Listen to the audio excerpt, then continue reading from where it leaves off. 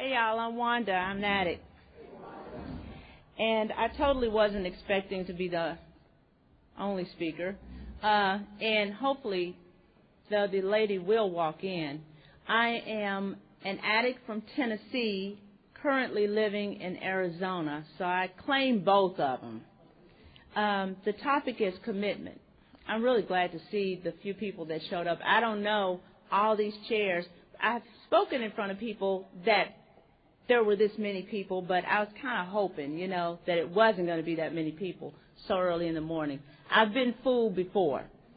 When they asked me, first of all, I want to thank the committee for asking me to speak. It's an honor and a pleasure to be able to be asked to speak anywhere. So that's one thing I need to get out of the way. And the topic was commitment. And at the time that I was asked, God's got jokes. God's got jokes because I just didn't feel very committed to very many things at that time in my life. When I'll talk about it this way. When I was using, I was committed as hell. Dope man said, turn around, I turned around. He said, kneel down, I kneeled down. He said, open your mouth, I opened my mouth. You know what I'm talking about. I was very committed to getting high. It told me to get up early. The dope said get up early, I got up early. It said don't go to sleep, I didn't go to sleep. It said don't pick your kid up from school, I didn't. I did all of that. I was very committed at that time.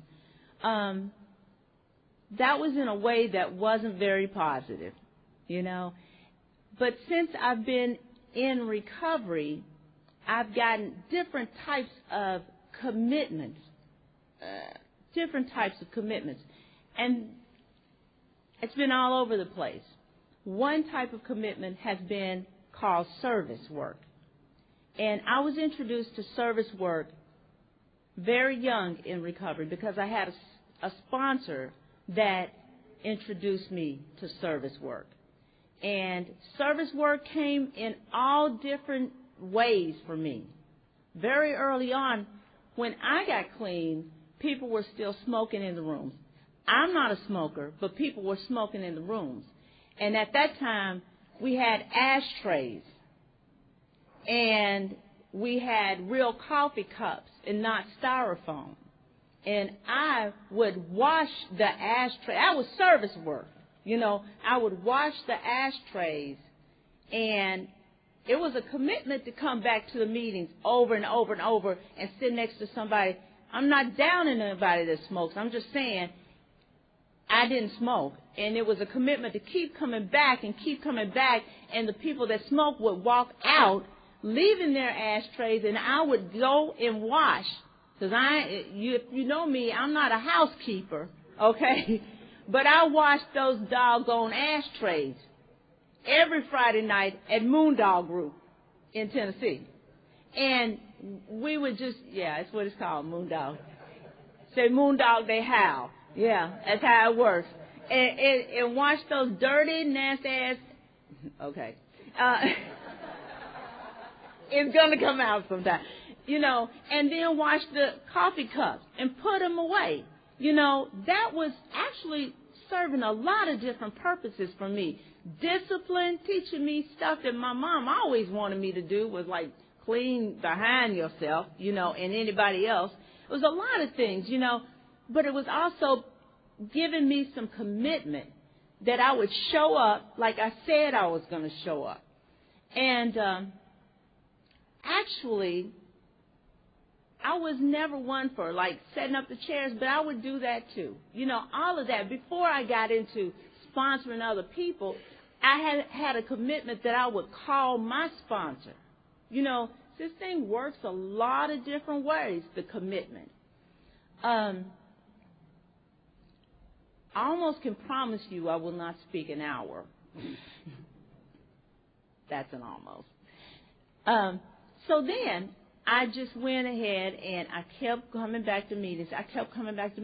The thing about it is that when I was in line yesterday registering, there was a couple in front of me from the UK, and they were talking about how, like, they were, like, up in the mountains of the UK. I've never been there, don't know. I can only relate that to being in the mountains of Tennessee and it not being very many meetings. And this woman said that for 5 years she's been going. That's a commitment. And that they only had 2 to 4 meetings, and that she just kept going, and that at different periods of time there'd be 10 people. Then some people would relapse and some people would die, but they kept going back. I think it's 2 meetings. That's commitment. Because sometimes some of us give up and say, man, this ain't working. You know, it's just like going to a meeting in the meeting place and it's closed. There is no meeting, you know, and it's like, oh, my God, you know, and it's like I give up. But you know what I think about? I think about how I would go to the dope man. He wasn't there. I would wait on him, or he'd tell me, I ain't there. Come over here. And I'd go over there. I had so much commitment to that life. So I knew I needed to have a commitment to another way of living, another way of thinking. And you know what? That continues on. My thinking has to continue to change, because on any given day, doesn't matter how long I've been around the program, my thinking can get real screwed up. That's why I have a sponsor. I'm committed to my sponsor. There are times, and what I mean by that is that I'm committed to calling her, because there's times that my sponsor doesn't live the same place that I live. So it's easy for me to say, it's too late to call her. It's a different time zone. She doesn't see me. All the excuses that I could use. But, you know, my thinking gets so screwed up when I don't talk to her that I get embarrassed by the time I have done some crazy stuff and it's gone on and on and on. It's embarrassing. It's humiliating for me to have to call and say, okay, yeah, this is what I did. So I don't want to do that. I don't want to have to go through that. It's the same thing of, you know, having to make amends to a person. You know, I don't want to have to do this. So I have to do it, but I'm saying I don't want to have to do it. I don't want to have to do the thing that I do to have to make amends to a person, because I want to work a perfect program, which there is none. But you know what I'm saying? I want to do the next right thing, which I don't always do. Now, the thing that's been going on with me lately is that, now, I said I'm living in Phoenix. See, I had done service work since I had a year clean, all the way I moved out to Phoenix about 2005. And I decided I wanted to relax from service, because after all, I think we all, whoever's been involved in service, can admit that sometimes it can be a little controversial. And you know, I go back and forth with this thing about wanting to be liked, even though I know it's just not going to always happen. It took me a long time in the program to be able to admit to myself that I can just walk in a room and somebody just is not going to like me. I couldn't understand it. I thought I was a nice person. I thought I was gentle, compassionate, kind. But you don't know that about me, and it's for some reason you see me and just don't like me. And that affected me. After a while, working the steps, trying to understand rather than be understood, I accepted. Okay, that's fine. It's cool, because after all, I ain't got to like everybody. But the thing about the program is that I want to love you, because I care about whether you stay in these rooms or not. That's the main thing. I care about it. And really, I'd like to think that you care about whether I stay in the rooms or not. And so anyway, I decided I was going to I became a travel nurse and went to Phoenix. And so that was going to be easy for me. That way I didn't have to get to know people. I'd go to meetings And you didn't have to get to know me. I didn't have to get to know you, and definitely didn't have to do service. But I liked Phoenix, so I stayed there. And I immediately got a home group, and it's the same home group, and I've been there for 5 years now. And then eventually everybody looking at me and, okay, yeah, I got to get a service position.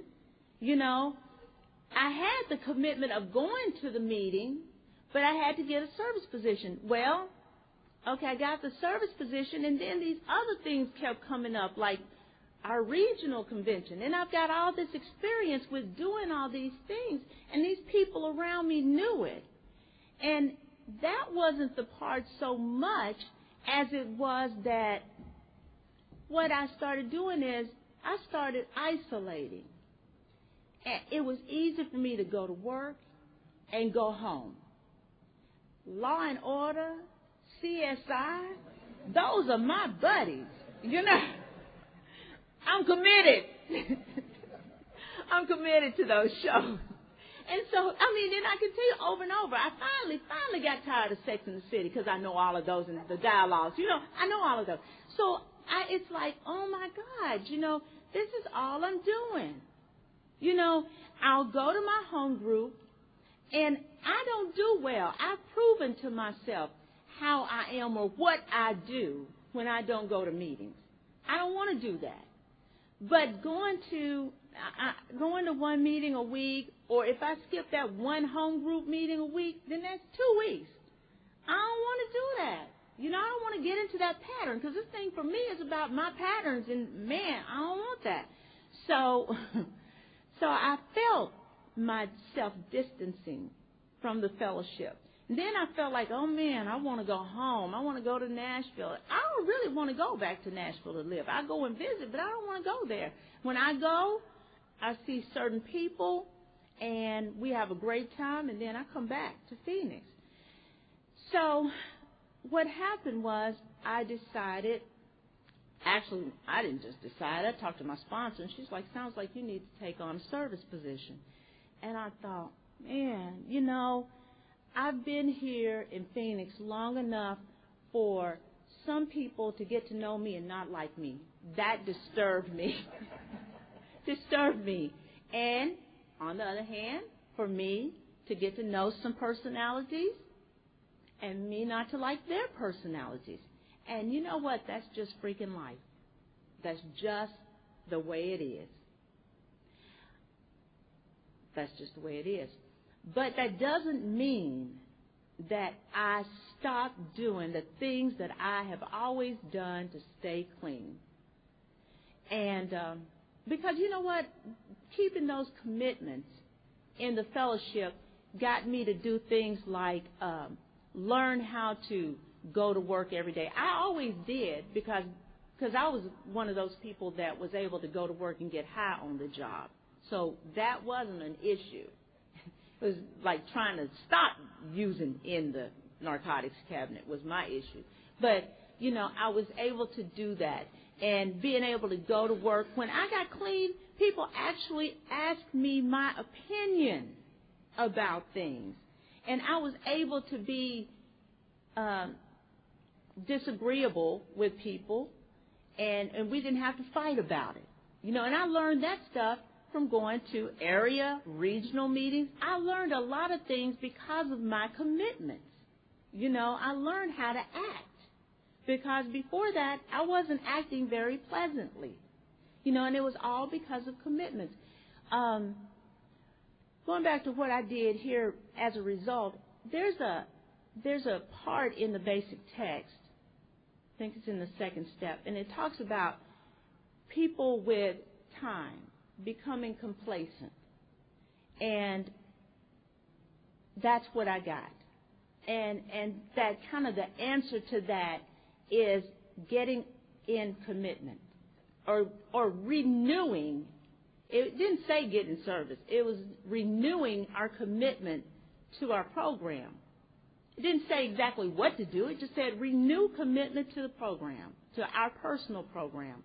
And that's what I did. So I accepted a service service thing.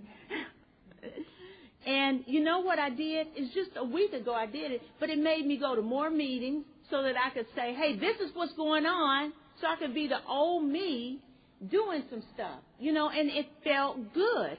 And I didn't care that I missed NCIS or criminal minds. I didn't care. It didn't bother me. And for the first time in a long time, it didn't bother me. My commitments shifted. You know what I'm saying? It shifted because it was okay. Now, let me tell you about the other commitments. Now, it's not just about being in the rooms where my commitments lie, because there were other things. See, because I got clean, I got in recovery, and I got married. And I was committed in that marriage. And that was a different thing for me. I was committed to that person. Doesn't matter what that person was doing. I kind of threw y'all a little hint right there, didn't I? but it's like I was married and I was committed. And the bigger part for me, was that I had a daughter 2 weeks before I got clean. My daughter is now 24. She usually comes to world conventions or any convention. She usually comes with me or meets me wherever. She just didn't come to Spain this time. But my daughter has grown up in Narcotics Anonymous. A lot of us have children that have grown up in the program. And I had a commitment to this child that I was going to be the best mom that I could be. Because my first child, I was not the best mom that I could be. Wait. I was the best mom that I could be using drugs. I was that. Now, had I not been using drugs, I probably would have done a whole lot better and a whole different thing. But that wasn't the story. The story was I was using drugs, and I did a whole lot of things with that child around. But with my second child, I took her to meetings. I was committed to being a good mom, like I said. And that was a result of just coming to the program and learning. And see, the thing is that I don't learn from everybody about how to be a positive parent around here, because everybody around here don't know how to be that. That's not why I come to meetings. Now, some people can share about what they do that's positive and good, and then some people aren't able to do that. And that's cool. That's your story. It's just that I made a commitment. When I was growing up, I didn't like the way I was raised. So I remember thinking a long time ago, I'm not going to treat my child or children or whatever the way I was treated. So I did some things. I did some extra things, to be able to raise my child in a different manner. Same thing. I don't come in meetings and listen to everybody talk about how they deal with their money, because a whole bunch of people have been bankrupt, bounce checks all the time. I don't do that. I'm not saying I don't do that. I'm saying I don't listen. I'm saying I don't listen to everybody in the meeting. I come to meetings and listen about how to stay clean. I utilize my sponsorship as a guide with working the steps. Use for suggestions. She tells me she ain't no bank. She tells me all of that stuff. But the commitment part was that I needed to recommit myself to the program. And it was something that so simple, but yet if I'm being complacent in my program, and that wasn't the first time. I've been complacent before. And it's something about my thinking that until I read it in the basic text, or until I'm in a meeting and I hear somebody say,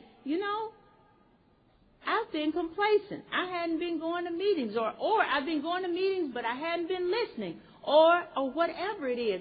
That's when the light bulb comes on for me. So, anyway,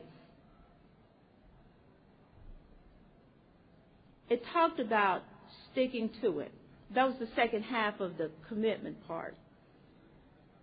Now, there was something that happened that I won't share, because there are things that I believe I share with my sponsor, and then there are things that I share in the rooms. My sponsor may say, okay, you can share, why don't you bring up a topic, a third step or whatever, because, everybody don't need to know everything, because people take things out of context and all of that stuff. That's my personal belief. That's mine. It's on me. But something happened in my personal life, I guess in this decade, hurt me very badly back home in Tennessee, hurt me very badly.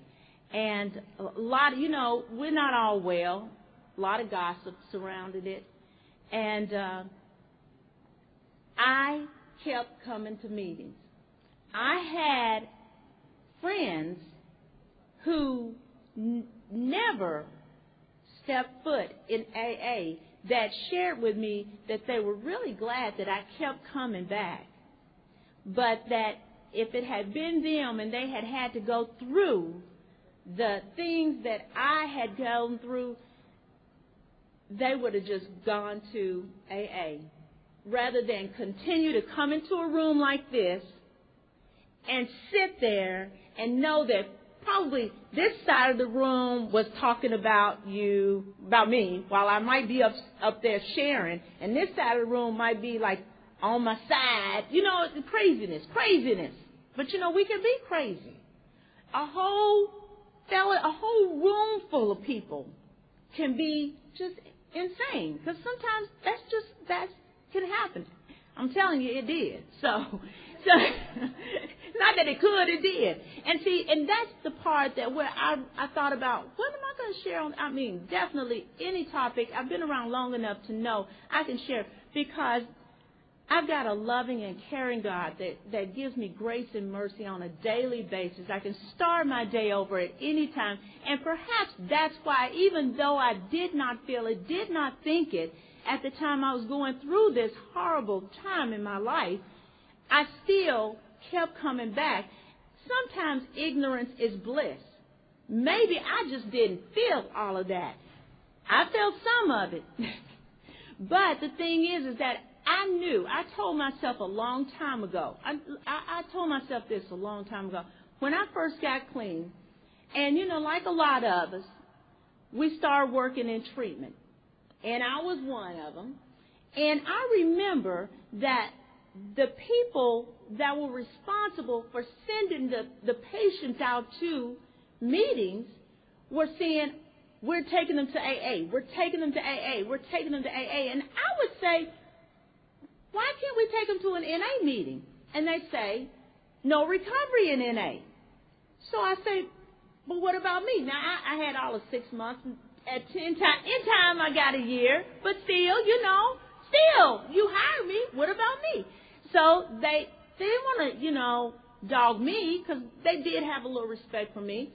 So I remember, and there was somebody who had more time than me, and I remember making a vow to myself and to the God of my understanding that I am going to keep my recovery in Narcotics Anonymous because of that. Because these people were saying there's no clean time in Narcotics Anonymous.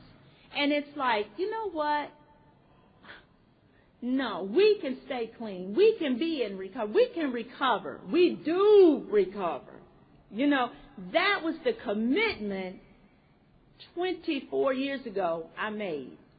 And so when this thing happened that was humiliating, embarrassing, all of that stuff to me, I didn't give a damn. Now, it hurt, but I've been embarrassed before. I've been humiliated before. Truly, I've been humiliated before. Before that, when I really had a community, and I was using a community humiliation. Number one, like I said, I was using, which probably really, covered that for me. But this time I wasn't, and I could feel it. But I had made a commitment, and I remembered, I'm not going to go back on that. You know, because we're talking about integrity and character and things that I had built up. And I don't want to let that go. Now, believe me, I have done some things post-marriage that I have to just laugh at now. Because I'm not perfect. And I just do things sometimes that just don't go along with the spiritual nature that I try to live by. But you know what? I tell on myself, I laugh about it, and I move on. That's what I do. Because it does not go along with the way I'm trying to live today. But what I found out, the good thing I found out was that when I left Tennessee and I started traveling around to different places, I found out that there were people who had some, the experienced member, I'll put it like that, the experienced member who had done some crazy stuff like me. And they were sharing it, and I felt not alone. And that's what I need to do, is feel not alone. So anyway, hope I shared on the topic. Are you the other speaker? Dang, I wish you had gone first. Anyway, and that's great, because I'm done. Love y'all. Thank you for listening. All right.